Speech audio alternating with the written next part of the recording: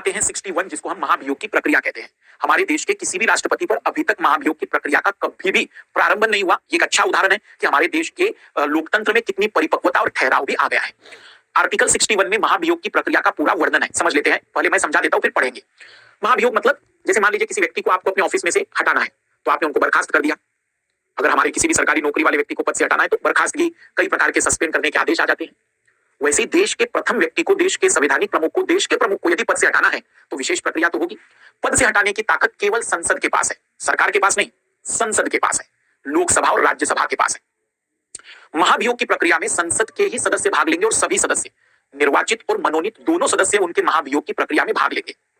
यदि कोई भी राष्ट्रपति के खिलाफ ऐसा प्रस्ताव लाना चाहता है तो कोई एक व्यक्ति नहीं ला सकता। लोकसभा या राज्यसभा में जहां भी प्रस्ताव लाना चाहे कहीं भी ला सकते हैं, लेकिन मिनिमम 1/4 25% सदस्यों ने इस प्रस्ताव को समर्थन देना चाहिए। कितना?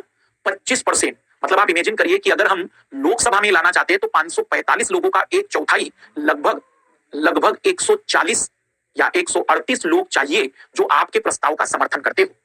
1/4 लोकसभा का हो या राज्यसभा, राज्यसभा का 1/4 245 लोगों का 1/4 पकड़ लीजिए। इतने लोगों का समर्थन होना चाहिए और 14 दिन पूर्व राष्ट्रपति को नोटिस भेजना चाहिए कि भैया आज प्रस्ताव लाना है, तो 14 दिन पहले राष्ट्रपति के पास जानकारी पहुंचनी चाहिए। और अगर आज राष्ट्रपति के पास जानकारी भेजे तो 14 दिन के बाद आप प्रस्ताव भेज सकते हैं। फिर उस सदन में राष्ट्रपति चाहे तो अपने वक्तव्य बताने जा सकते हैं कि भाई मुझ पर जो आरोप लगाए गए मैं उसके बारे में बोलना चाहता हूं, मुझे बोलने दीजिए, तो बोलने दे सकते हैं।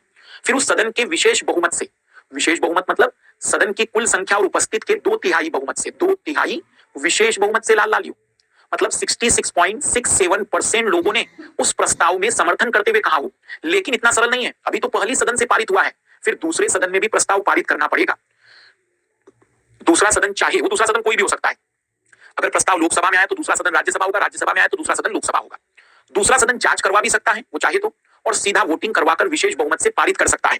यदि वो विशेष बहुमत से पारित हो गया तो जिस दिन पारित हुआ उसी दिन से राष्ट्रपति को अपने पद से बर्खास्त कर दिया गया। इस प्रक्रिया को हम महाभियोग, इंपीचमेंट की प्रक्रिया कहते हैं। तो एक नजर डाल देते हैं।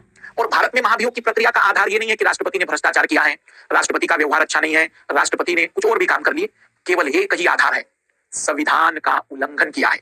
अगर संविधान का उल्लंघन किया है तो ही वहां पर उनके खिलाफ महाभियोग चलेगा।